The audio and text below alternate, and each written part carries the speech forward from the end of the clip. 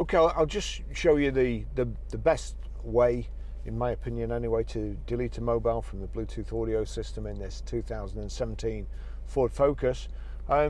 It's on from any screen. It's on sat nav at the moment. Normally you have controls here to do stuff, but you've got source and sound, and that's about it, and display.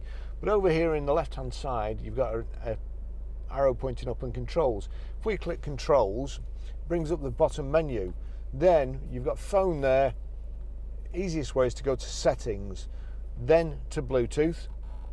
Then you see there Bluetooth, add a Bluetooth device, view devices.